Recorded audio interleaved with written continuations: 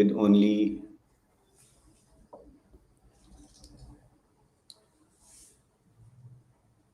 Okay, so I think we are live.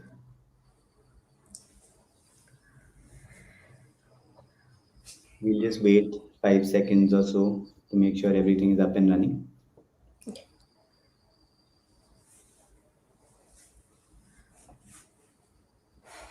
Okay. So, welcome to the Alumni webinar series. This series began 4 years ago. It's covered various topics, very interesting stuff presented by alumni, and we are going to continue that today. And the series will continue. This webinar is being held in the month that Teachers' Day is celebrated on September 5th, and so we are going to be talking to two of our alumni from APU who are teachers in classrooms almost as we speak. And we'll be talking to them about their experiences, their challenges, what works well, various questions that have come in from registered participants, and so on. So, just to start off, I'll introduce the theme a little bit. 5th September is celebrated as Teachers' Day in India. Although I would also like to point out that many people do consider January the 3rd as Teachers' Day as well. That is Savitribai Phule's birthday. So I'd like to acknowledge that also. In this webinar today, we're going to be talking to alumni from APU who are teachers, and we want to talk about teaching as a reality. We want to talk about teaching in terms of the actual experiences of teachers in the classroom. APU and APF have both had a long focus and a long emphasis and a long association with the education sector. APF has been working in the sector for years. APU's, uh, one of the first courses APU started was the MA Education, and we also have a B.Sc B.Ed program that we run. So, in that note, I can introduce myself. I'm Dhruv. I'm part of the teacher education team at Azim Premji University. So, that is the team that handles the B.Sc B.Ed program in the undergraduate, the School of Arts and Sciences at Azim Premji University. I've also been a school teacher for my entire adult career before joining APU. I joined here just about 7-8 months ago in January of this year. Before that, I've been teaching various age grades in various schools in various different parts of the country. Uh, and we have with us today Riya and Jagannath. I'll ask them to introduce themselves before we move forward. Let's hear from Jagannath first. Hello, good evening all. I'm Jagannath. I'm the first batch of B.Sc B.Ed that passed out in 2022. So I was very lucky to be part of the B.Sc B.Ed program because it was for the first time that APU had introduced such a program.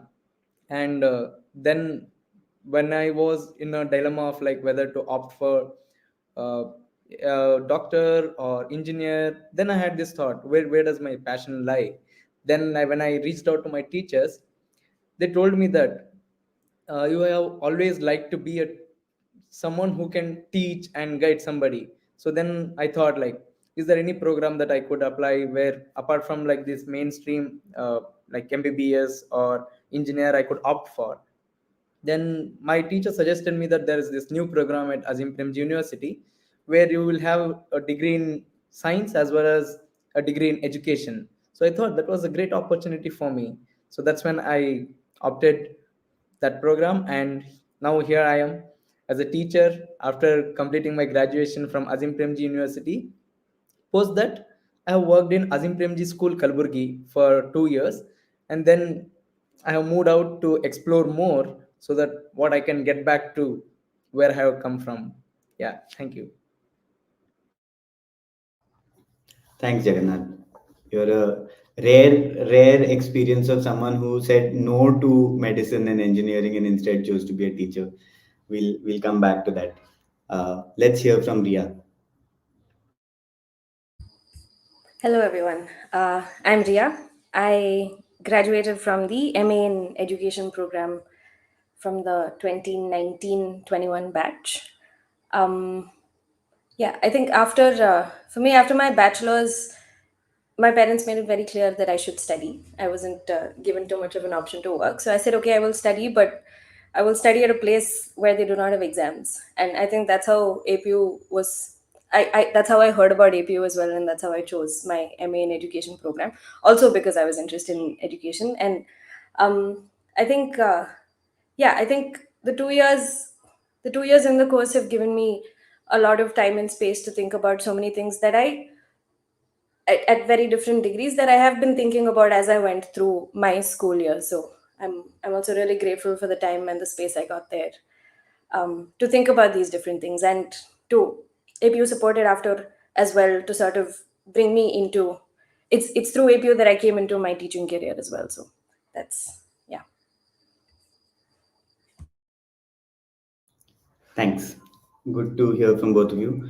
I just also like to tell the stream and whoever's watching. We were also we were hoping to have Nita with us, who's also an MA education graduate from APU, but there's been a family emergency in her house, so she wasn't able to join us today. Yeah, so we'll be carrying on. I should also point out that I am also an alumnus of Azim Premji University. I did my MA education here in the 2013 to 15 batch, which was, I think, the second or the third batch of the MA education program. So I will also be.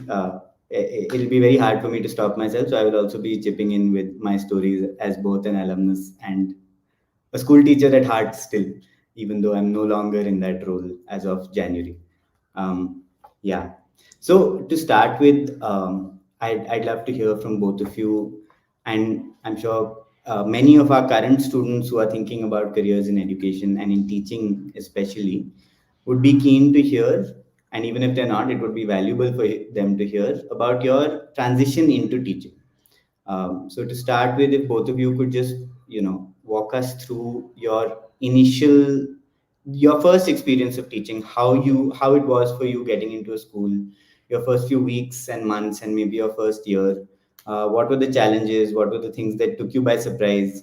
And for both of you as students of education in different programs, what were you prepared for? What were you kind of ready for?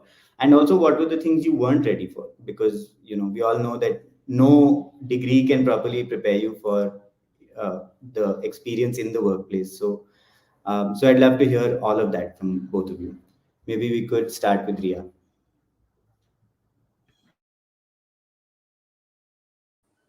Okay. So right after I finished my masters, I started working at APU an with an interest group for dialogue, fraternity, and justice. So with Professor Raman Madan, the point of the group was to research. There were 6 of us who were researching different situations of conflict and how you can deal with these in constructive ways in educational settings.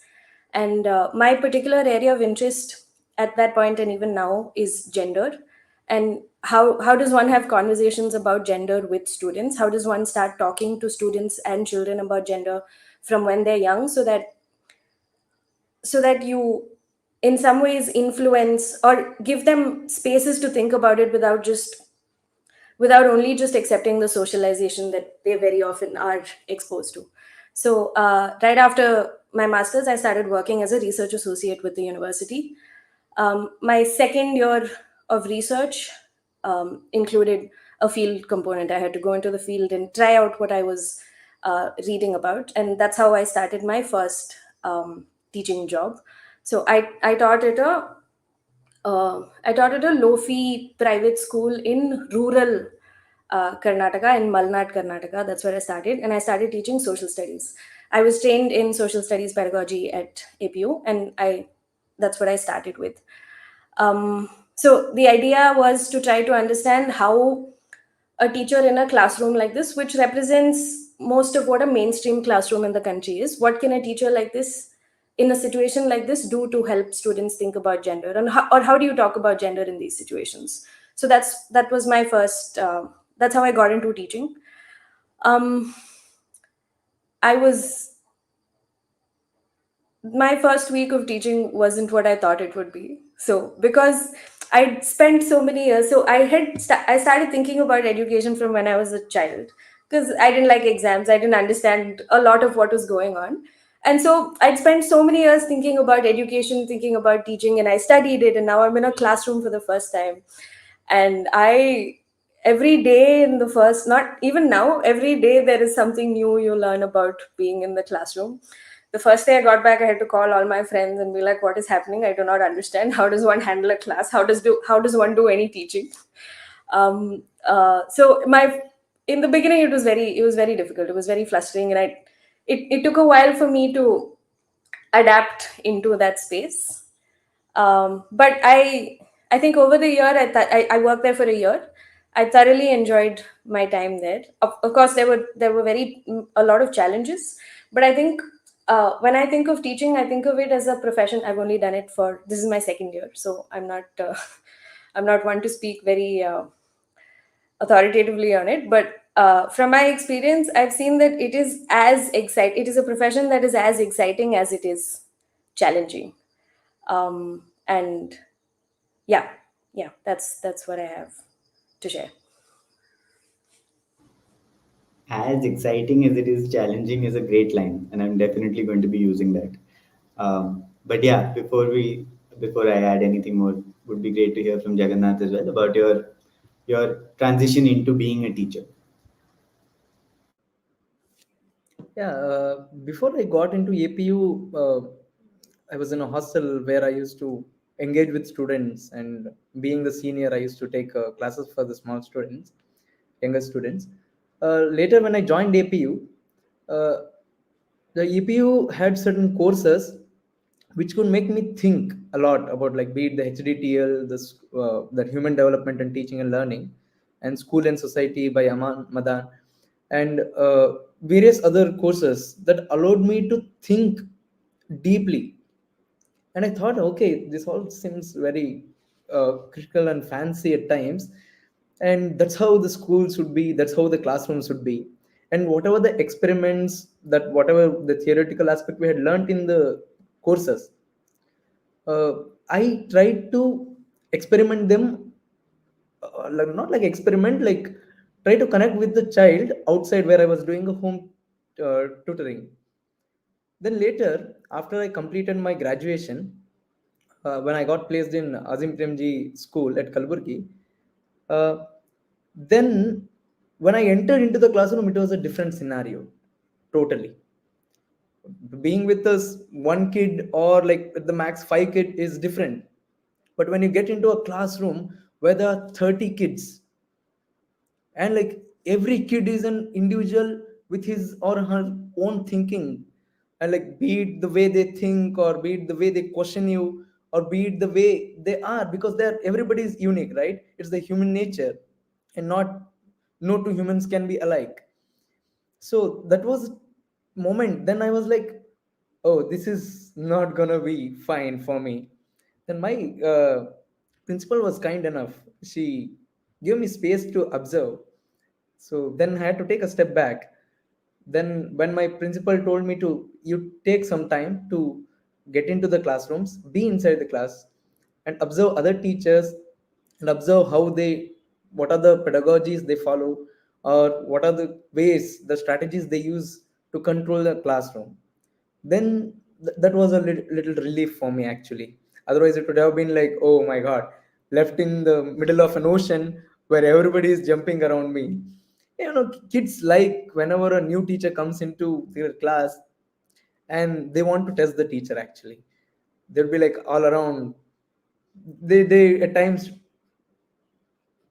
test you to certain limit where you get frustrated at times. Yeah, that's part of being a teacher. But I had very nice colleagues who always guided me and supported me. They were like, yeah, this is, you are just beginning, there's a lot more to come. And at that point I was like a little confused whether it is in a positive way, or something that I have to worry about, right? Then later it was good. As I moved into the classrooms, I was initially co-teaching along with a science teacher. And yeah, I did my bachelor's in science, so I was trained in that. So I started with that. It went on well. But later when they had to give it to me like for the independent teaching, again it was a little difficult and challenging for me, because whether I have to focus on the completing of the concept, or should I be controlling the class, or like should I be managing the class. That was a task that I had to overcome. Then later on, yeah, one thing I would like to say that it is the bond or the relationship that we build with the children, right? So that is what matters. Even if there is chaos in the classroom, it's good, unless you have this good bonding which will positively aid for the learning. A silent classroom, I do not like it. I like the chaos. I had chaos and still I have chaos in my classes, but they are good chaos. Yeah, it is really good to be there as a teacher, and I love kids and they love me, so it goes on like that. Yeah. Great. Thanks so much, both of you. Before we move forward, since you've told us about your initial forays into teaching, could you just also both share with all of us what you're teaching now, and what age, what subjects, and then we'll move forward from there. Maybe we can hear from Jagannath first, and then Riya. Yeah, I teach science, mathematics, in global perspectives. It's a research-oriented program, and a student development program called Leader in Me for grades at middle school from grade 5 to 8 at present in the present school where I'm working.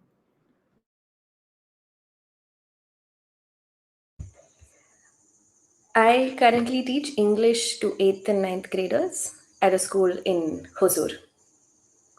Yeah. Yeah, both of you are working with middle schoolers right now, which in various different iterations, I've worked with students from primary, middle school, and high school, and my own personal experience is that middle school is the hardest. I don't know. I know there are some people who disagree with me. I know, but for me, that was always the case.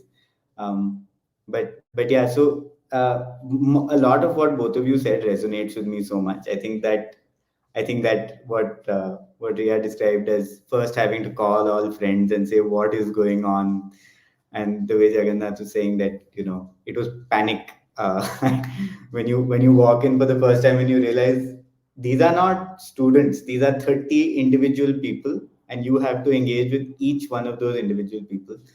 It had In my first teaching job, it had become a running joke for all the other teachers in the school that they would walk past my classroom at the end of the day, and I would be sitting with my head in my hands like this, and then they would all stop at the door and laugh at me a little while. And like Jagannath said, in some cases they were very helpful, and they were trying to reassure me and saying that it'll get better. In some cases, they were not very helpful, and they would frighten me and said it's going to get worse. Uh, so yeah, that I mean I resonate with a lot of what both of you just said, and I think all new teachers would resonate with that aspect of it. But so moving forward from there, I think something that would be very interesting for everybody to hear is what were once you got into it.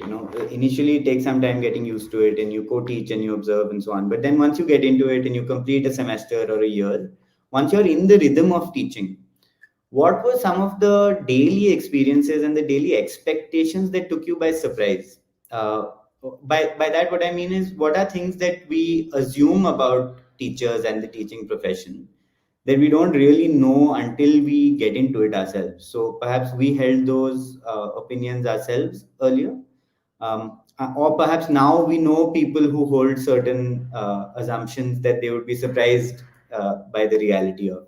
So, what was that for both of you? We can start with Jagannath, maybe.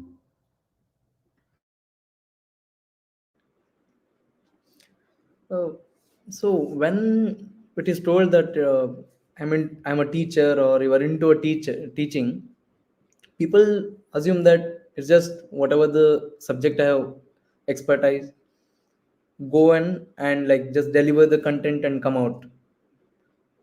But uh, the real truth is that's not true. It's more to that.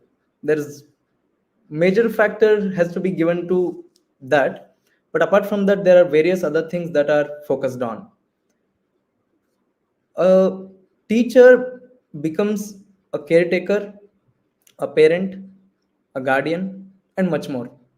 You might be knowing it already, right? So here, as a teacher, from morning to making sure that the students' attendance is filled and their well-being and their socio-emotional well-being also to be considered, because it is very important the students' mood has to be considered, and how are they for the day. And apart from these, there is a lot of administrative tasks, what I feel.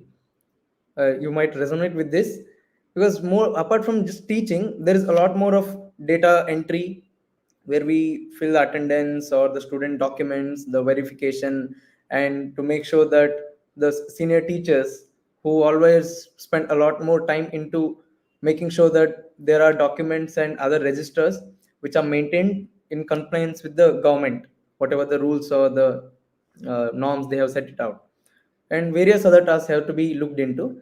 And it is not just about teaching, it's also looking at the school process from the morning, in the morning till evening.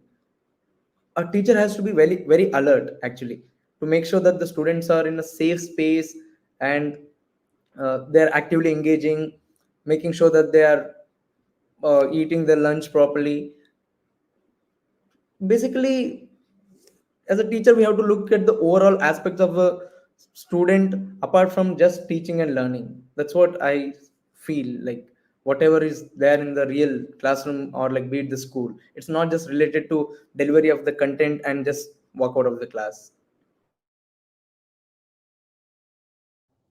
Yeah, very real, very relatable. Just before we hear from Riya, I just like, for me, one of the big, I think, coming from a very privileged background myself, I never realized how much what you said, right, about the social emotional well-being of the students. I never realized until I started teaching how big a factor that is. When I realized in my first teaching role that there were students who weren't getting enough to eat, and so were just waiting for the midday meal the whole day, and the students who maybe had been helping out at home before coming to school and knew they would have to do that after going back from school. So for them, school was kind of a break, and they were looking forward to that as a time where they could rest a little bit. Now I, as a teacher, see that as, an inattentive student, but there's so much more to it than that. Yeah, so thanks for bringing that up. I think that's a really insightful point. But yeah, let's hear from Ria. Yeah, I think I very much agree with what both of you just said. And I think that also connects to the fact that you are on a daily basis dealing with 30 kids in one class into how many ever classes you teach. So you're dealing with those many individuals who have stories, who come from homes and have stories and have things going on in their minds and all of that. So I think that is one of the things. That's one of the things that caught me by surprise as well, as to how much I also have to attend to beyond just teaching in the classroom.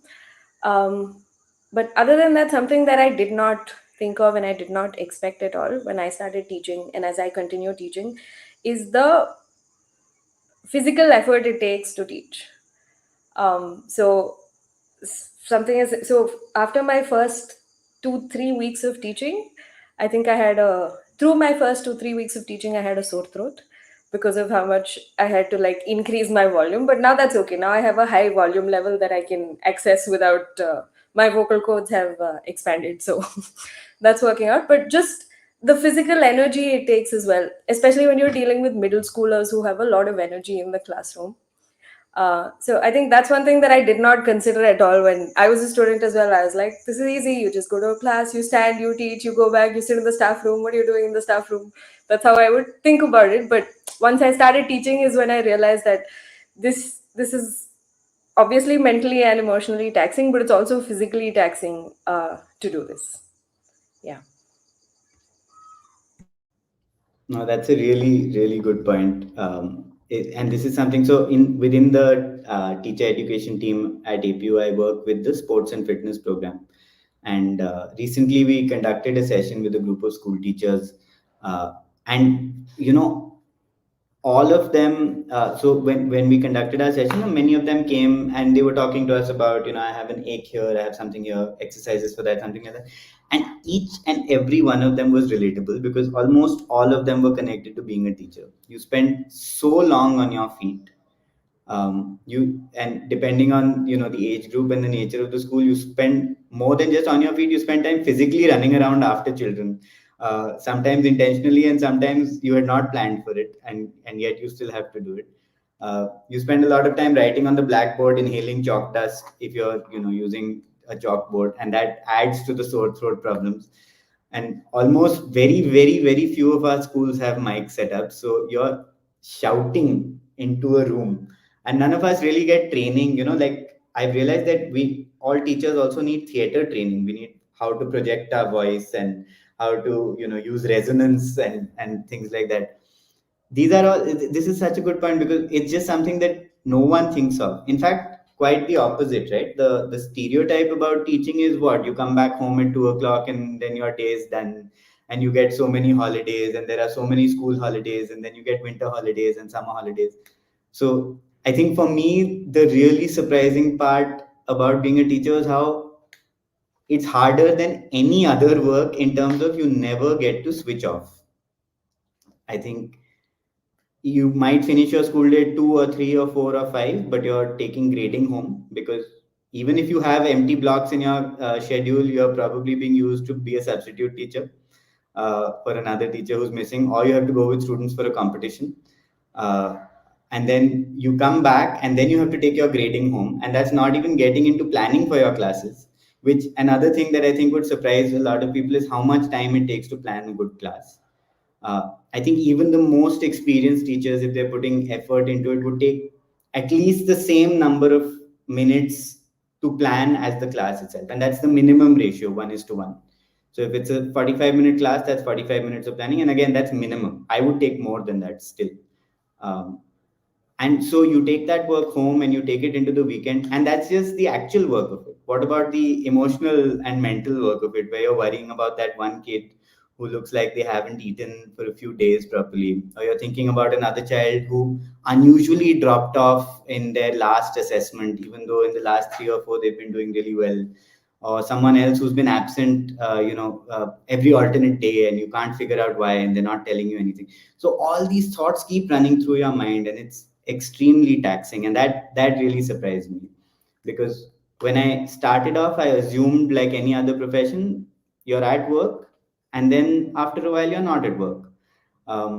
It took me a long time to A, realize I'm always at work, and B, start trying to look for strategies to deal with that and address that. And I think from there I'll move on to another set of questions, something that a lot of our registered participants had asked as well, uh, which was, what are models of teacher support that have worked well for you? So in the face of all of these challenges that we've been talking about, what are things that have helped you grow as a teacher, and ways that have supported you in your work and in your practice? So we can maybe start with Riya and then hear from Jagannath after that. Um, I've had to think quite a bit about this because there aren't a lot of things that I have found that are supporting. Obviously, there are many things, but there aren't things that come immediately. But I think one of the things that has kept me going is talking to other teachers. So these are not necessarily teachers in the same school, but these are teacher friends. And thanks to APU, I have a lot of those. So I think that has really helped to be able to speak to people who have been in situations like this, who are not necessarily in them right now, but have had the time to reflect on them, who have dealt with situations like this. Because there are so many things that happen that you don't expect but happen in a classroom, and then you need to look for, like when you're looking for perspectives on how to deal with it, going to someone who's been a teacher has always helped. So my biggest support system is to deal with school related stuff is friends who've been teachers. um, Other models, I would think, so something that the school I work at right now has started doing, which is also thanks to two of APU's Alumni is something called a teacher focus group. So every 2 weeks, a small group meets together to talk about much broader things. Like right now, we're just chatting about what we think are the aims of education. So I think just having a space like that in a small group in the school that you work in, or maybe also outside the school that you work in, is gives you gives you much needed time for reflection, which I think is this is also something I find very difficult, in that there is only 24 hours in a day. You spend 8 of them at school, then there's the grading and the planning and all of that, all of those things that have to happen. But there's very little time that I am able to spend reflecting on what's happening, and I really wish there was time like that. So if there was like downtime just for reflection for teachers, I think I would totally support that. Yeah, so these are things that I've found out. And as I was thinking about this, I also think staff room banter is very useful. So I was recently sitting in a staff room.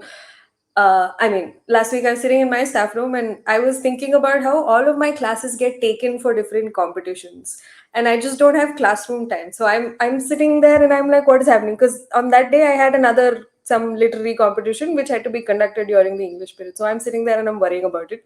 When I suddenly hear, so I share a staff room with teachers who've been in the school for more than 7, 10, 15 years, and I'm the youngest teacher there. So to then somehow someone started talking about how some of their students are getting taken for some seminar, and all of these older teachers were also complaining about the fact that nobody understands how to deal with class time just being taken away. And I thought just listening to them say that and complain about the same thing was very, very helpful for me, because I was like, I'm not the only one going through this. Um, yeah, these are a few things that have helped me. Yeah, and Jagannath. Yeah, I agree with Riya about having being the youngest teacher over there, and you are like put up like we don't know like, and we don't want to indulge into like other big talks, right? Where seniors teachers are there, and we are like, if I would be right, like if I speak like this, how can I open up? That's a challenge for me as well. Also, as you were telling me that uh, about support system, uh,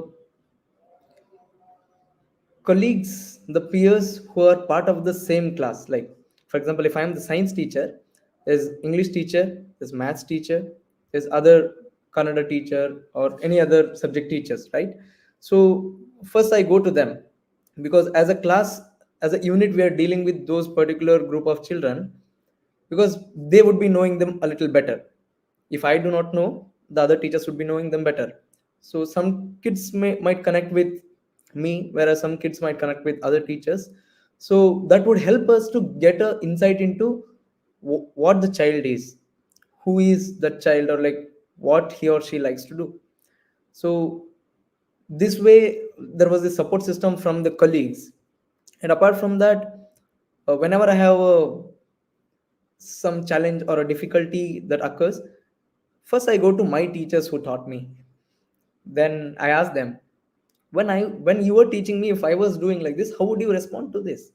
When I ask them this question, they would say that yes, you are actually doing like that, and this is how I handled you. So that would help me out. Okay, there is a way to sort this out, kind of thing. And they would give me guidance and support.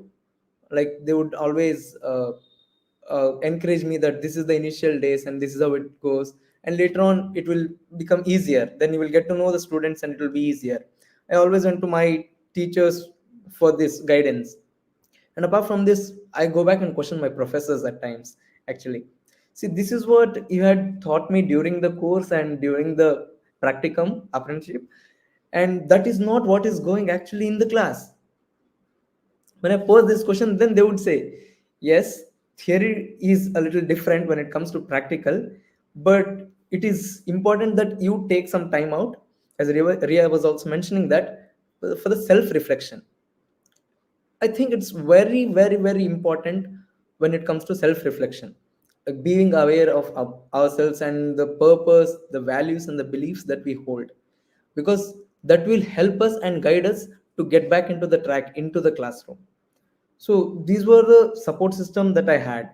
Apart from this, the school organizes various like summer workshop, winter workshop, so subject related workshops.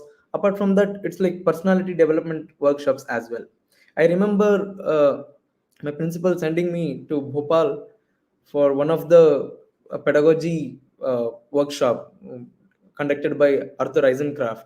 So that gave me an insight. Okay, teaching can be done in this way as well. The different models are there. So that these workshops will open up the platforms to explore more. And these would help us to develop professionally. And apart from this, being a teacher inside the class, we should have this peer observation where they would be inside our class, they'll be observing the sessions, then they would help us to better or like improvise on our teaching skills, right? So that's how like I think these were the support systems that have helped me. It is not just about conducting a session or delivering the content. There are also support system, mostly the colleagues who have helped me emotionally and mentally to keep up my pace. At times when I feel very much frustrated, they be the helping hand, so that they encourage me. You have been doing great. Yes, you have achieved this much. So those are the factors that have helped me and aided me as part of my support system. Yeah.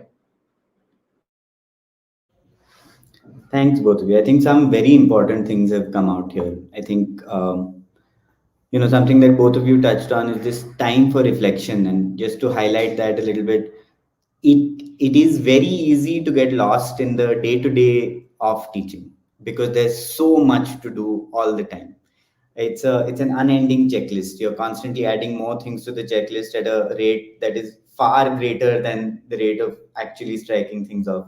So it is very easy to get lost in that. And I think school teachers have very little time to really sit back and reflect because, like we were saying earlier, right, there's actually so much more to it than just going into a classroom, transacting the content, and leaving. And we don't want it to be that way as well. So I think this idea of time for reflection, I don't know if there are any easy solutions to it because schools struggle with finding that time as well for all the same reasons. The reasons you all are so overworked is because schools are also under resourced in many cases. But I do think it's very important. And so one of the things that Riya talked about was a teacher focus group, right, where teachers get together and talk about some of the broader questions, such as the aims of education. These are things that we may be engaged with as students at APU. And have not had time to since actually getting into teaching because when you're trying to separate two students who are fighting while trying to write something on the blackboard while trying to make sure that your attendance register is up to date, there's very little time to think about the aims of education. But we have to make time for that. We have to be able to make time for that. So I would definitely want to highlight that how important that is. Teacher support groups are one such way of doing that. I think one of the things that's coming up from what both of you said is the importance of a teaching community, whatever that looks like. For Ria, it was other teachers in other spaces, some who are currently in schools, some who have been in schools in the past, the staff room banter, where you hear from other teachers in an informal manner that they are going through the same things, and that's also so important. Um, and Jagannath also, talked about talking to other colleagues. I think that's a really important pedagogical strategy. Talking to other teachers who teach the same students because everyone will have different insights, and putting all those insights together will only be helpful for each one of those teachers. So talking to other teachers, that's really important. Also going back to your own old teachers and old professors, I think that is, I would hope that that's a resource that, APU alumni at least always have. And that's something that's helped me also a lot. Uh, so for me, I had taught for 2 years before coming to do my MA in education. And when I came in to do my MA, I remember I used to just sit like this during sociology of education. And I used to think, oh no, what have I done? What have I done? What have I done? And but then I spoke to some of my professors and they actually told us, listen, we are sitting here talking about what classrooms should be like. you are in and seeing what classrooms are like, and there will be a difference. Like Jagannath said, the theory and practice is different, and so ideally we can continue to be in a cycle of trying to make those two meet somewhere. Whether it can happen or not, I don't know. We are yet to find out. Um, but yeah, I think that all of these are really really important points. Uh, there are some questions that are starting to come in from in the comments. We'll come to those in just a minute, in a few minutes. And I'd also like to invite anyone who's watching right now to please post any questions you might have in the comments. We'll come to those in another 10-15 minutes as once we're done with the questions that had already come in from registered participants. So to carry on this conversation of teacher support, and Jagannath also talked about in-service trainings that teachers go through, and that I know it's a contentious topic for any teacher because most people will think, oh God, I don't have time for this. But usually when we go through them, we do find that they help us at least to some extent. Uh, Along with that, I think along with talking about these areas, professional areas of professional support, one of the questions that's been coming in is how do teachers focus on their own well-being? And or I suppose a prelude to that question is what affects a teacher's well-being, and does that come out in any way, or does that play a role in classroom practice in your pedagogy? So I suppose that's the first part of the question. And then the second part would be what are your strategies to focus on your own well-being? So maybe we could start with Riya.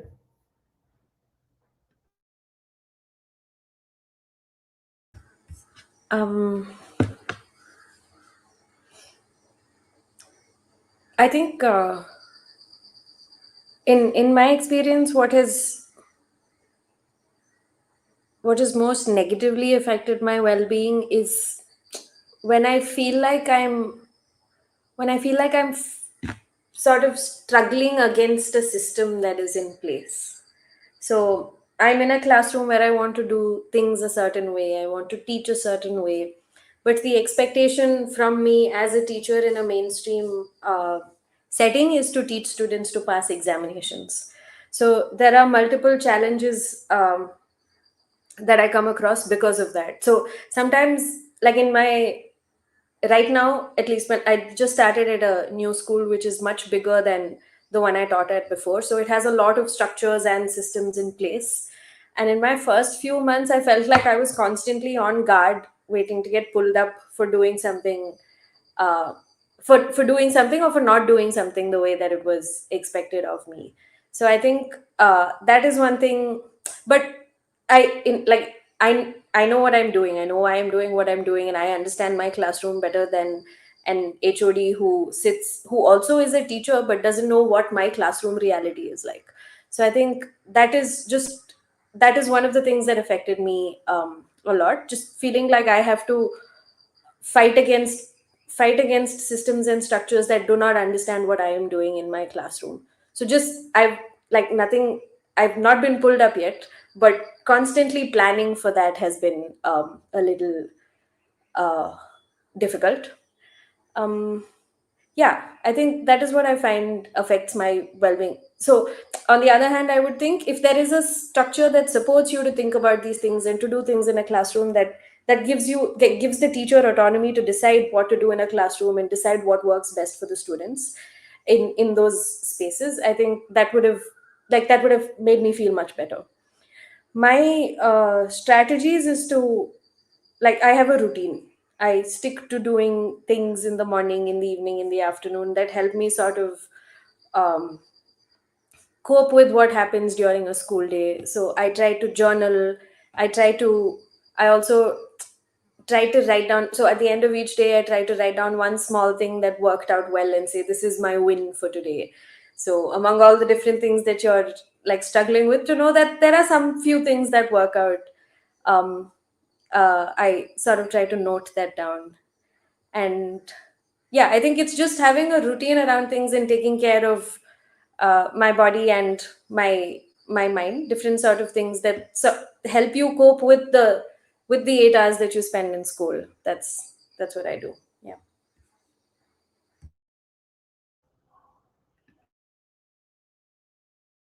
Go ahead, Jagannath. I'd like to hear from you also. Yes, yeah. When it comes to personal well-being, uh, it's a serious challenge actually, because always we are consumed with the students and their well-being and like how to make sure that they're doing well. When these things are running in our head, there are other tasks which are not directly related to teaching or like being with kids or engaging with the kids. So as we earlier mentioned as well, the various tasks and like sudden like uh, urgent and emergency things that we have to attend to, which are not related to the teaching and like being with the kids. So when such things come up and there is like added responsibility, then the pressure, it feels like a pressure, and also the demands from the parents actually. So like yeah, every parent wants their kid to score 100 on 100, or I don't know like why is that. But so these are the factors that at times make me like burnt out. And how they impact my classroom is that when I have such work pressure or like the doing I'm doing something that is which I don't like basically, and which is not related to teaching or like engaging with the kids, and the parents demands all this, they demotivate me at times actually, to be frank, they demotivate me. And also apart from that, they also, when they demotivate me, it in turn impacts my teaching and learning process, the way I conduct sessions or the way I handle the children or the kind of relationship I have with the kids. So that gets impacted, I feel, with something in my head running at the back end, me trying to teach, I don't think that that would be fruitful. So in such situations, I take a step back and I think about it, saying that what is my role, what is my purpose, so what are the values that I hold.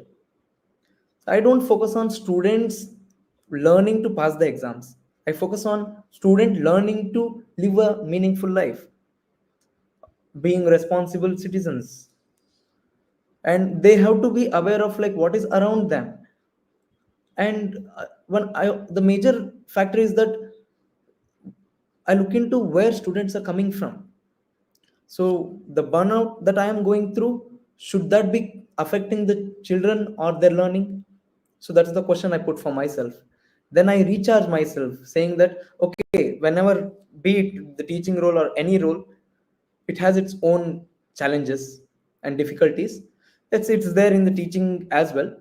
So I have to cross through them, and the only thing that I have to prioritize is the students well-being and learning. So that's how I try to ignore the factors that will give me a stress or burnout or frustration, and then I try to navigate it to the point.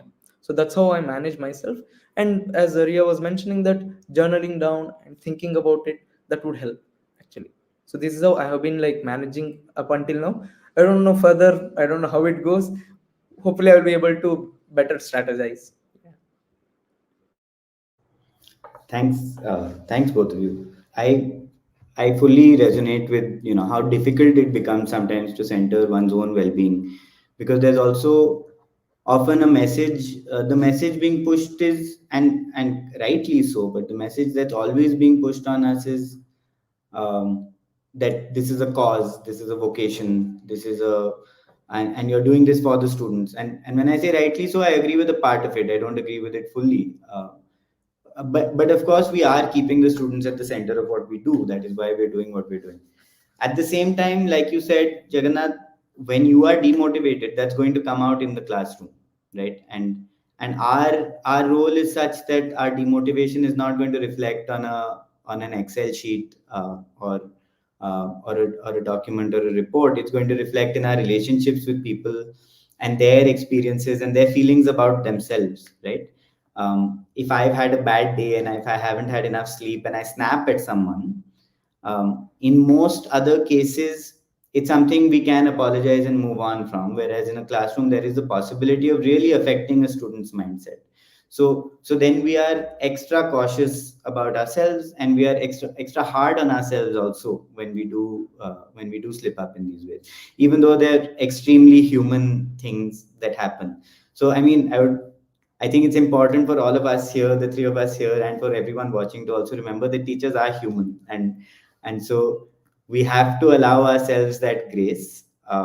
We hold ourselves to high standards and allow ourselves that grace simultaneously, and I think that is possible. We have some good models of that all of us have seen in our experiences as students as well. Um, in fact, one of the things that now sometimes strikes me is there are some teachers, when I think back, I think I've never seen them in a bad mood. Now I wonder, how did they do it? Because of course they must have had bad days. Now I know that there is definitely a time when a teachers come to school, when a tap is leaking at home and the plumber didn't come when they were supposed to come, and now you're in class, and then you start getting the calls right as you start class. And right then is when a student says, oh, actually I haven't done any of the readings, and then another student says, oh, actually I have to go out, give me 2 minutes. So when this happens, I think back to me being the student in that situation and remembering teachers who really kept it together, and I'm amazed by them. Uh, and I know that both of you are basically trying to do that as well, and I think that is something remarkable and something worth celebrating. Uh, so I guess one of the things to highlight before I just move forward with the follow-up question is something that both of you have talked about is the need to step back. Riya, you talked about it directly in the form of your journaling. Jagannath, you also said that journaling is valuable for you, and also to step back sometimes and ask yourself, what is my role? Why am I here? And to sort of recenter yourself with the help of those questions. I think that's very important advice. I think it's also sometimes easier said than done. All of us would like to do it, but are not always able to take that step back. But I would like to highlight journaling, something that both of you have said, something that I've also done, and that has helped me a lot in my teaching practice. And I would suggest it to any teachers or future teachers who are listening right now. It's very valuable to just take some time, whatever format works for you. These days I've been advising younger teachers to just send WhatsApp notes, voice notes to themselves, because sometimes you don't have the time to sit down and write. But just walking, from one class to a meeting, you have 15 minutes in the middle with your chai, just leave yourself a voice note of what do you need to work on, and crucially, like Riya said, also what went well, what are the wins. And I'll come back to this notion of wins a little bit later. I think that's a really important factor. But yeah, I would like to highlight this, even pedagogically, even from a pedagogical point of view, hugely valuable to keep journaling, keep reflecting, making notes of how things are going. That's also how you will make sure that no student is slipping through. It's kind of the ultimate continuous evaluation when you're reflecting on your pedagogic practice. Yeah, so just I guess as a follow-up question, I guess I would ask, how do you see, do you think there's anything that can happen, at a level that is larger than the individual, whether that's a team level or a school level or a policy level, I don't know, but is there anything that can happen at a level larger than us as individuals to work towards greater teacher well-being? Would you have any thoughts on that or any suggestions for that? I asked this question just to remind us also that we hold ourselves personally accountable, but none of us as individuals are the only players in any situation. We are part of a very large system and an ecosystem. And so, do you have any thoughts about how that ecosystem can participate in teacher well-being? And as we discussed, as a consequence, student well-being. Would either of you have any thoughts about that?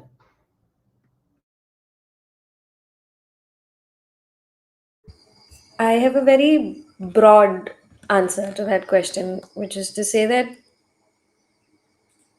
I think we need to we need to reconsider how much we value teachers and how we value them, and how we think about teachers as just going to school, sit in school, come back at 2 o'clock, then there's nothing to do, you have holidays. So I think changing the perception of teachers and understanding that there is a lot more that goes into this profession than what we generally think of. And like I said, that's a very broad answer to the question, but I think that's one place to start. And then I think I'm not able to think of, within, knowing the constraints that we work with, knowing that schools have to have so many kids, that's the only way that we can accommodate to the learning needs of all of these kids, knowing that there are only so many teachers and that you have to teach so many periods in a day, knowing all of that, I can't think of immediate things to say, but I think um, just changing how we look at our perception of the profession, and knowing that there is a lot of work that goes into this, that there is need for a lot of reflection as well. I think these are some of the things that need to need to change. Yeah.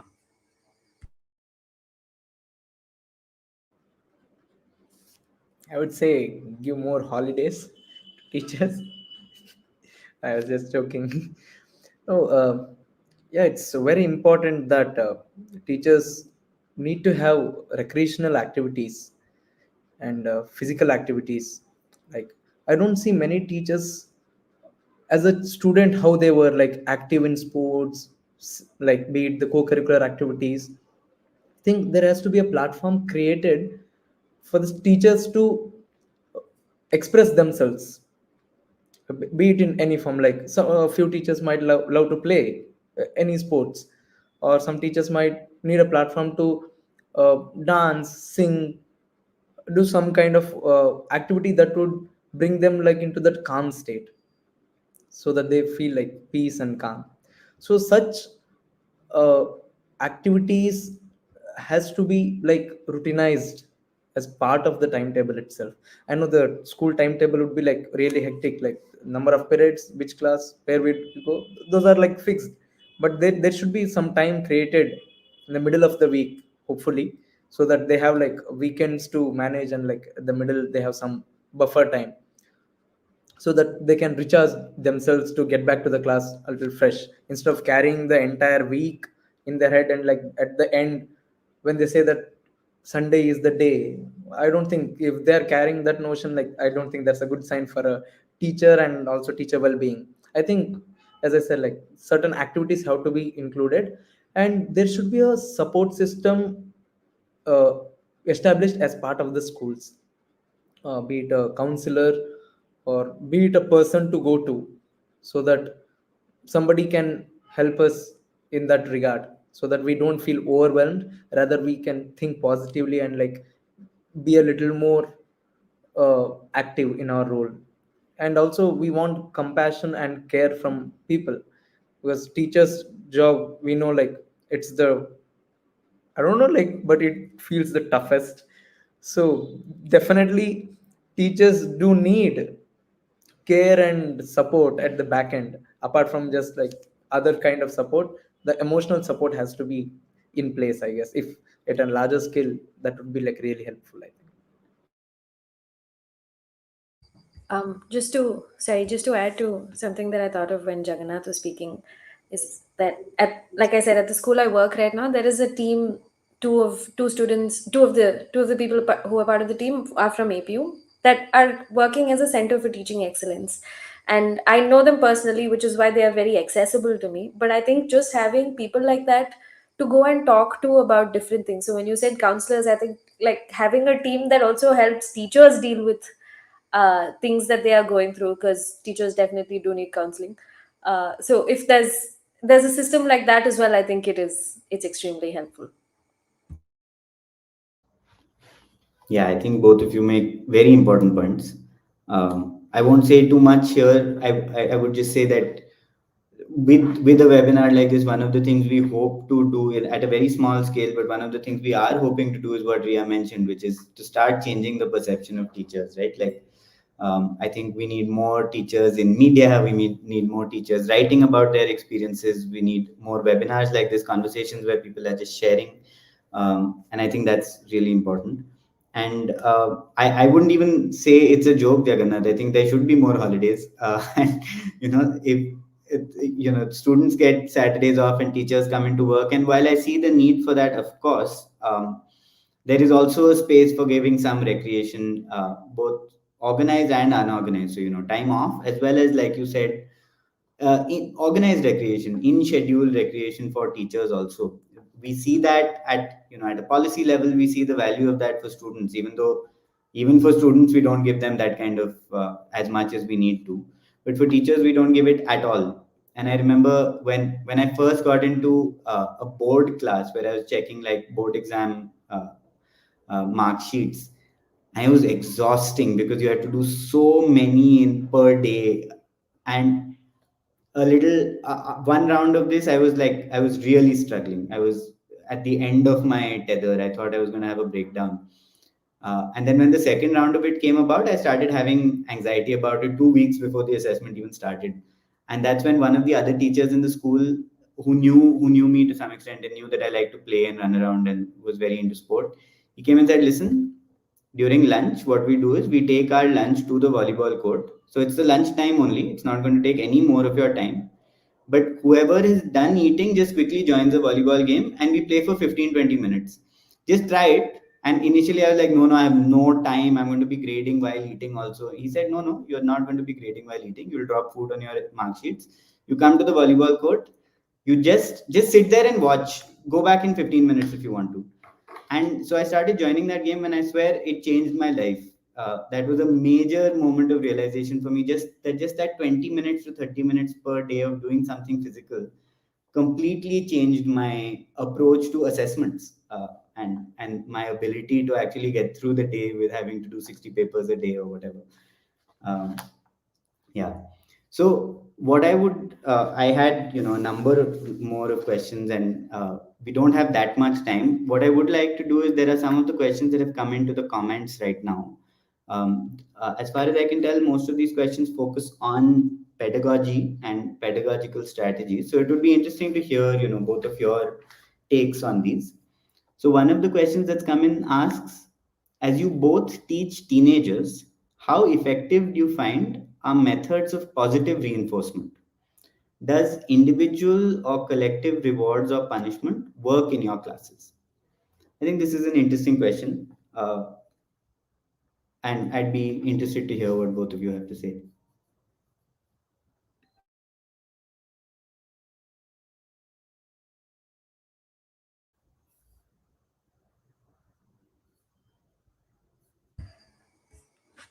Um, Very interesting question. So I'm I'm 2 months into 2.5 months into teaching at the school right now. So I'm still trying to find strategies, understanding my class and all of that. Collective punishment has not worked. It it just 15 minutes after you say something or do something, everyone is back to, especially with my middle schoolers. It has no effect. I will do, when I get really frustrated, I will do 5 minutes of lecturing them about the importance of, I'm putting in this much effort. Can you put at least this much effort so that this is useful? And I go through that whole thing, but 10 minutes later, we're back to where we started. So, collective punishments have not worked. Um, I haven't, collective rewards, I haven't used that as much, but I think what I'm thinking of is, when I think of collective rewards, I'm thinking of the relationship I shared with students from a class, and how my interactions with the class and what I do in the class, what I'm willing to do with them uh, as a class uh, has definitely worked positively. So, for example, if I have a good rapport with a class as a whole, and we decide that we're going to do so much of what needs to be done in the syllabus, and after that we will do something else, that has really worked, and the students have responded well to that.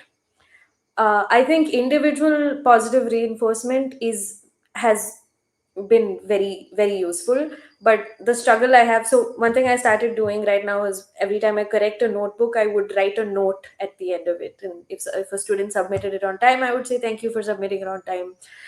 I did that for 2 weeks, and then I realized I can't do it, which I'm very sad about.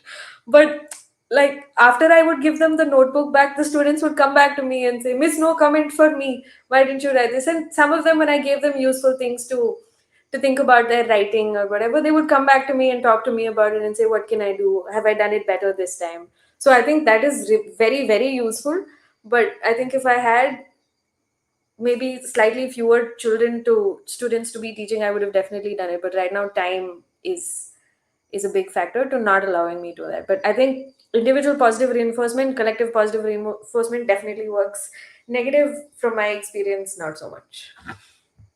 Yeah, and I'm also wondering if it's because of the nature of how we punish in a classroom, because students listen to teachers scolding the whole class at once all the time, and then they go back to being normal. So I'm wondering if they are a little just too numb to that kind of um punishing. Yeah.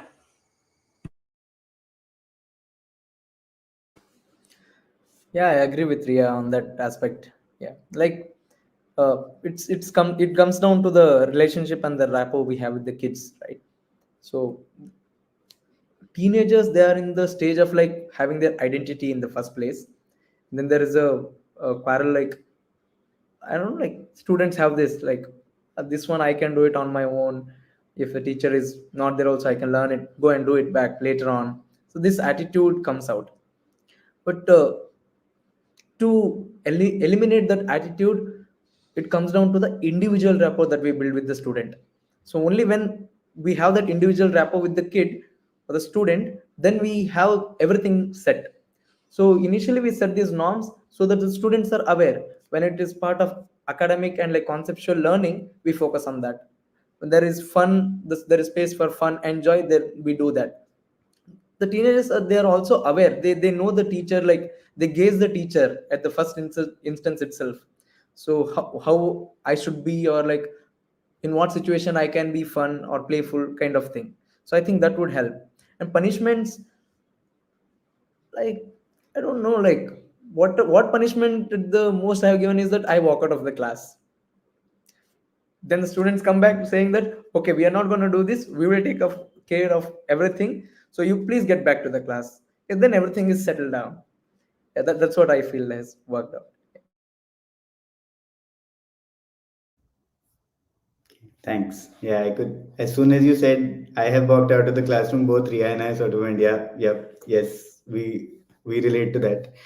Uh, I think one thing I just want to highlight, because this has come up so often in what both of you have shared, and it's such an important thing. So just to highlight it is, throughout our conversation, we've talked about the importance of our relationships with our students, right? With the whole group and with them as individuals. And I think so. This doesn't mean, I don't want anyone listening to be under the misapprehension that this means we are best friends with all our students, and that's the only way to be a good teacher. That's not what that means at all.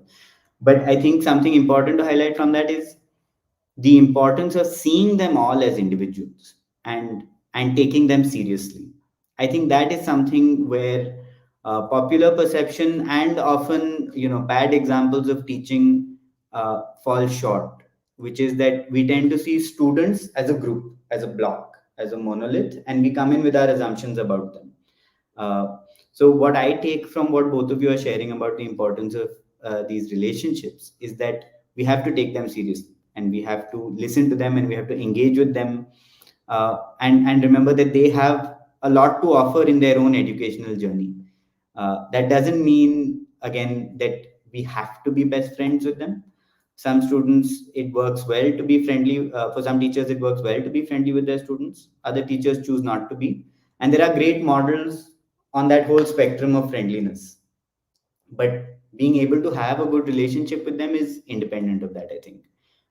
So I just wanted to highlight that from what both of you have been sharing. Uh, we'll move on to another question from someone in the comments. So the question is, oh, this is extremely relatable. I think both of you will definitely relate to it, even though I'm not sure we'll be able to answer this person 100%. They say sometimes there are a lot of mischievous students in class. They make groups and disturb the whole class. How to deal with them?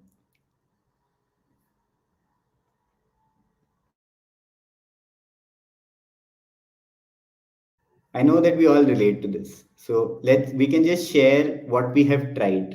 uh, because I definitely don't think there is any 100% answer, and I can say this with confidence because I have been one of those mischievous students in the class also. And I don't think any teacher had fully figured it out even then. But we can share what we've tried. Yeah, the mischief is something that is challenging to the teacher. uh, there should be a proverb like this: when some giving a key to the thief so that they do not steal, something like that. So in the classroom, the sessions are like, usually like what I say is, my classrooms are not like traditional method of direct approach. So it's all like group work and like chaos and like students moving around. So during that time, we at times give the key to these kids, mischievous kids, so that they lead the sessions. So they take charge of the class and we hand over these roles and responsibilities to them, so they get involved into the class. So that's one way. And the other way is that I particularly sit with those kids and work with them, so that major focus is towards them. And I control their like mischievous things, and I assign them task, and I set a target to them, like a motivation factor, so that they focus on that aspect and do not carry on with the other things. So this is how like I go around the class, and like one end I am handling the mischievous kids, and on other end I'm handling the independent kids, and I move to the struggling students. This is how I handle it. Like there would be other strategies as well. Yeah. Um, what I do is, the two things I do are, one, I send them on walks every time I feel like there is a student who is causing some level of disruption. I haven't had groups of students, also because I haven't taught for a very long time, but I haven't had groups of students taking over the class in that way. But when I find that a student is starting to be distractive, I tell them to just take a walk, and then they come back to class. So that's one thing I do. The other thing I do is, when I notice patterns of behavior, what I try to do is to have conversations with the student outside the class. So I start off with just talking about their lives. And I think what I'm trying to do by doing that is to build a sort of relationship with the student. I'm trying to get to know the student. So every time someone does something like that that causes trouble in the class, I ask them to step out for a bit, and then we talk about something about their lives. And I'm not saying this is a solution. I'm just saying that this is what I do. I can't tell yet if it is working out too well. Yeah. Yeah, I think when the students feel valued, when they are being heard, I think this mischievous factor comes down actually. This is my observation actually, what I have found. Okay. We'll take one final question from the comments, which has just come, which I think is a very important question also. And I'd be happy to hear both of your thoughts on this. The question is essentially,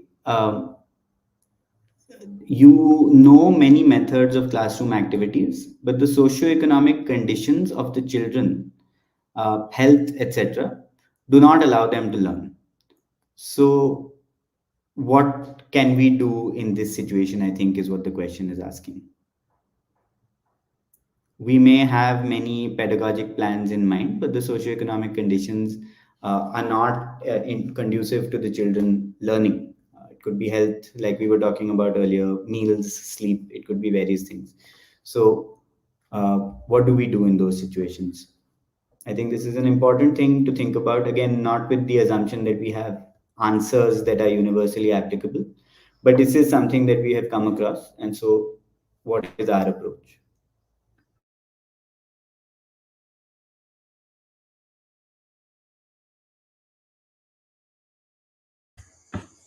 Um, so one of the things that I've also been struggling with is knowing that there are children with, possibly with, learning disorders in my class who are expected to function as well as students who do not.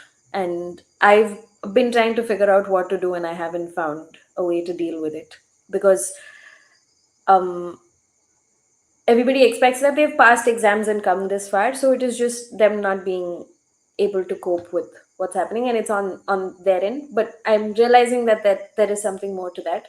What I try to do is to use as much time outside class. So I have, with the teaching that I do right now, I have multiple parallel things going on with different sets of students, and I try to focus on students who might need more time. So for example, something I started doing was just reading during lunchtime with some of my students, with students I know are struggling with and are not able to make sense of a ninth grader English textbook. In a classroom, there is very little I can do to cater to what, there is very little that I know of that I can do that can cater to what this child's learning needs are, when there's 35 others who learn at a different pace. So this is again way more taxing on a teacher to do, but I try to find time outside to do different little parallel things with students, like reading with them, or giving a student a book and asking them to read it over time and meeting them for 15 minutes at some point to talk about it. When a student finds something difficult, to give them a short assignment. So then that doesn't mean I'm making 36 sets of assignments for different students, but I give someone a short assignment if they're struggling with tenses. So my method is to just find time outside to do small things that might help them. In the classroom, I'm not very sure of how to deal with it yet.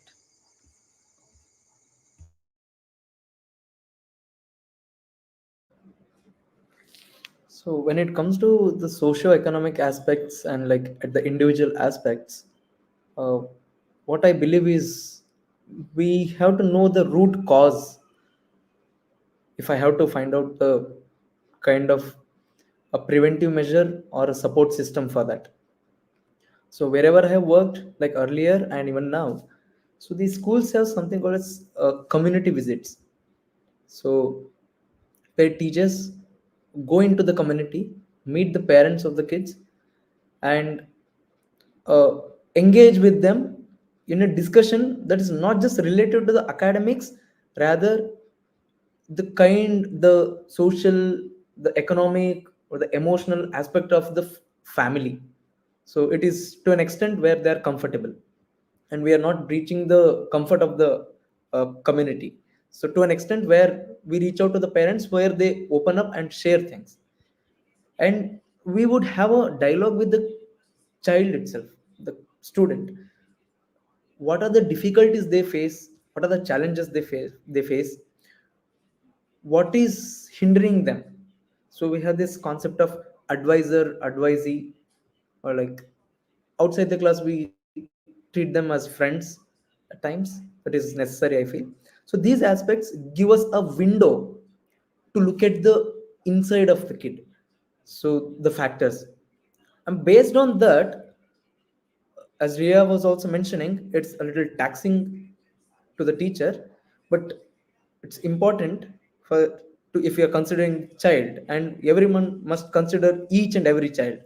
It's not like we leave out certain, well, like some kids because they are not learning. Because every student is important and everybody has the ability to learn, but their pace might be different. So based on these factors, we develop certain plans. I have known teachers who have worked personally with students, like as Riya was mentioning about like meeting outside the class, like having reading sessions. I agree with that, where we give personal attention to the children, the students, because inside the class there are 30 students. We might not be able to focus on each and every child. So outside that, in our personal time, even if it is a short break, like 5 minutes short break or lunch break, we sit with them and have lunch with them. Through that, if we have this conversation, then we can get on with like some planning at an individual level. Nowadays it's in, I don't know, like it's the focus area, like individual education plan. So such plans have to be developed. Although I don't say like it has to be on the paper, hard on paper, but at the informal level also could also work, I guess. So these aspects will help us to help the children in the areas where they are struggling, and we can develop certain new worksheets or creative games, or like help them stimulate those aspects where they get motivated to work on those things, and they be like regular in contact with us, so that they are in par with the class competency and the skills they have to gain over a period of time. Yeah. Thanks both of you. I think this is a really important question, and uh, as both of you have pointed out, it leads to a lot more work for a teacher who wants to take this seriously.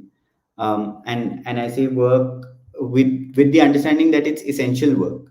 So I would reiterate the things both of you have said to try and get to understand the student situation, to try and have conversations with them, to try and spend extra time with them, to get to the root cause, as Jagannath said, and understand what is really going on. Because each one of these cases, when we say socioeconomic conditions, we're covering a vast array of potential concerns. And there are some things where, we need to address that cause much more urgently than we need to address the academic performance. If it's a health issue, for example, that has gone undiagnosed, we need to be looking at that. And so, while in an ideal world we would know who to guide the student towards, that's not always an option, and often that responsibility then comes on the teacher themselves. So yeah, I mean, in answer to that question, I think, we've heard from Riya and Jagannath both. There are certain things to do. Those things do add to the load of a teacher to a great extent. So it's another case to be made, I think, for resourcing education better. Um, and uh, and I think that, as with so many other things in this conversation, it comes back to our relationships with the students, to an understanding of their reality and of their background. Community visits are a very important part in many schools, in many communities, of the educational process. um, so there are a couple more questions that have just come in, but I think we are coming close to the end of our webinar time. So what I would like to just offer to anyone who's watching right now is, towards the end of the webinar, we will put up our email addresses. You are very welcome to write to the alumni office or to any one of the three of us with any of your questions. It should be on the screen now. Please take down these email addresses and send any questions you may have. I think all three of us have volunteered and give our consent to try and help as much as we can, without promising any guaranteed solutions, because every classroom is different, every teacher's approach is different, every student is different. But we will try to help as much as possible.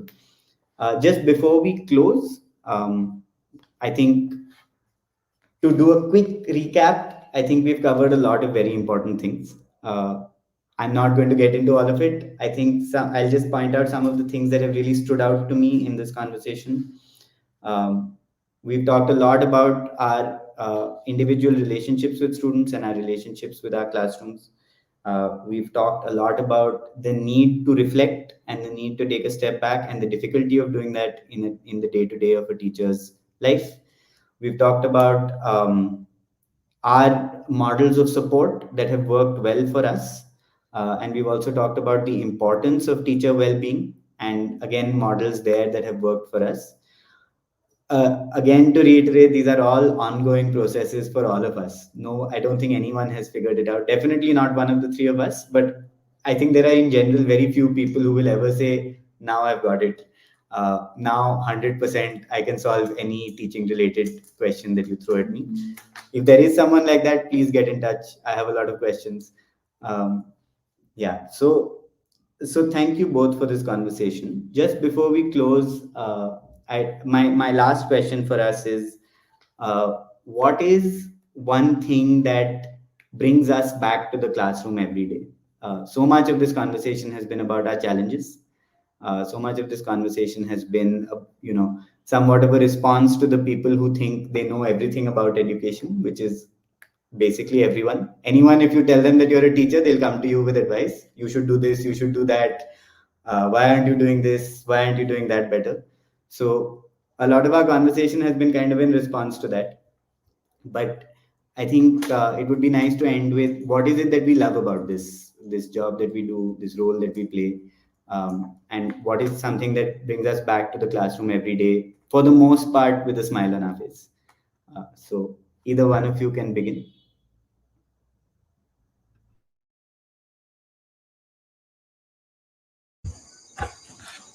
Um, I can go first. So the thing that brings me back to the classroom is a quote that is always in my head. It's also here. I have it stitched out, so I see it every day in the morning. It's it's something that Bell Hooks said. She said the classroom remains the most radical space of possibility. She was talking about it in the context of academia, but for me, that's what that's what takes me back to the classroom every day.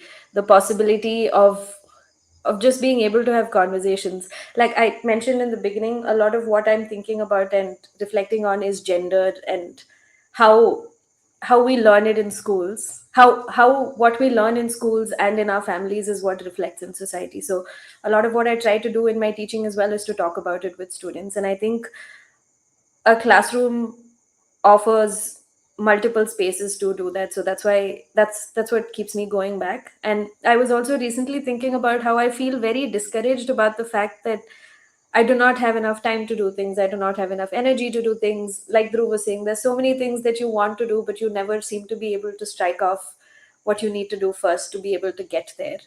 But as I was thinking about that, I was also thinking about how I need to feel encouraged by the fact that I am in a space where I can do so many things. So I think that's what, just knowing that this is a space of possibilities where there are students who are listening to you, and to also know a teacher holds a lot of influence. A teacher standing in front of a class of 36 students, almost everything that you say, a lot of what you say influences students. And teachers, right now is when I think of my teachers and I think, oh, I think of something this way because my teacher said that. It's something that a teacher said that has brought me this far. So I think taking responsibility for that influence and knowing that that influence gives you a lot of possibility in the classroom is what brings me back to it. And I also want to share something that Dhruv shared with me last week. It says, it's a quote by Raymond Williams that goes, to be truly radical is to make hope possible rather than despair convincing. And I find that immensely powerful in my work. Yeah.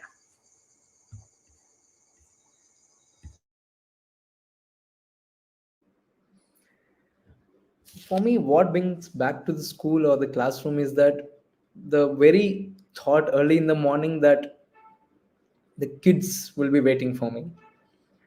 Like, because whenever I enter into this inside the school gate, I see kids coming running towards me with a bright smile on them, saying that, sir, today we have your class, today will you do this, today we shall we go for a play.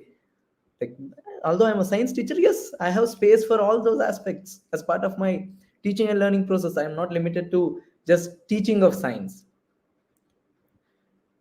Apart from that, what encourages me is that the sweet voice of kids and the pondering questions even where I haven't thought about them, the questions that trigger me to the utmost level. Throughout my degree, have I come across this question, like have I ever thought of this? Those intriguing questions come to my mind.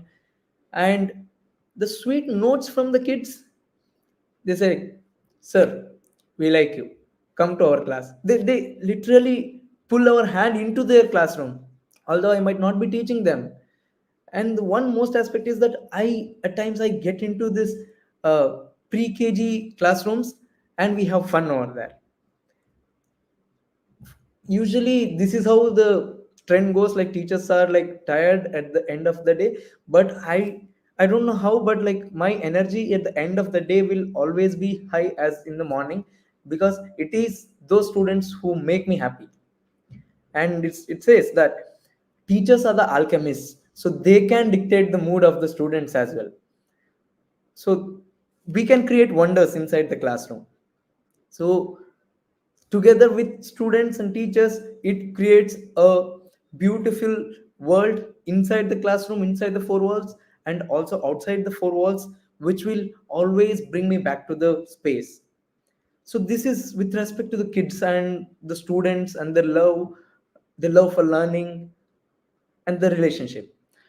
what also matters is that having a team that is like minded, right? So it is important that we have a team who are like minded and who work for the same cause, and they also accompany us in the boat without letting it sink. So these are the aspects that have been like very close to my heart, and I would like to continue with that. And I would like to say that every teacher who is there out there, you are in a noble profession, because this is the profession which will lay the foundation for all other profession, to be frank.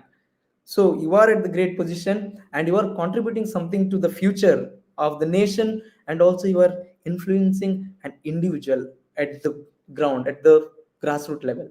So have that motivation. There could be many more factors which could demotivate you, but have the motivation to get back to the class. Find something that is in the school or in the class in a particular student. Get back to the class. Even I would go to class even if there is one student sitting in my class listening to me. So these are the factors that have enabled me to go back into the classroom and the school. Thank you, Dhruv. Thanks both of you. I'd also like to quickly share just to feel like a school teacher again because I miss it so much. But I think there are three things that come to mind when you said kids notes that kids write. One thing that came to my mind was drawings that they make of me. I have a very easy to caricature face. Mostly it's just a circle, specs, and a big beard, and I love it. I love it when students make drawings of me.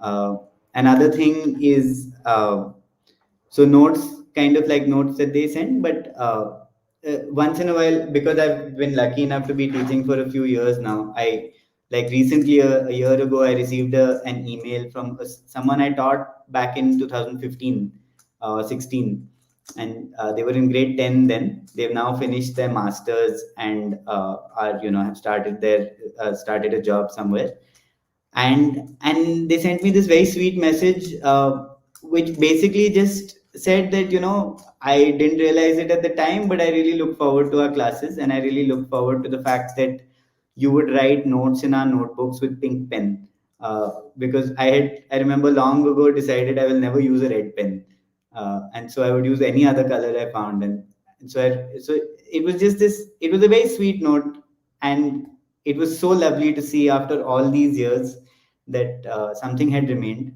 even if it was just this. And I think the last thing for me is it's very individual, like it's a very daily individual thing. But I love the fact that kids are always willing to play, and that's what I need in my life. You don't find that with adults. So you can go to a school and you know that you have a group of people who will play, catch and catch with you, or football, or frisbee, or anything. It could be pittu, lagori, whatever. There will be someone there to play with you, and I love that. That is something that really, really works for me. um, so yeah, I think we'll close there. Thank you both so much. This has been a really, it's been an inspiring conversation for me. It's so nice to just talk about teaching with teachers. It's genuinely just been really lovely for me. And thank you for, all the people who are watching, all the people who are listening, all the people who sent in their questions beforehand and during. This has been great. Please do keep in touch. Any alumni who are watching, or any current students who are watching, are actually anyone else also is very welcome to get in touch at any time. We're also hoping to continue a number of different ways of just keeping teachers in touch and keeping a network going.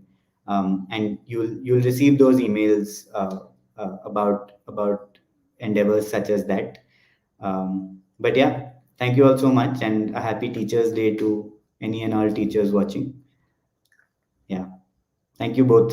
Thank you so much, Riya and Jagannath. Thank you, Dhruv. Thank you. This is wonderful. Thank you. Thank you for this opportunity.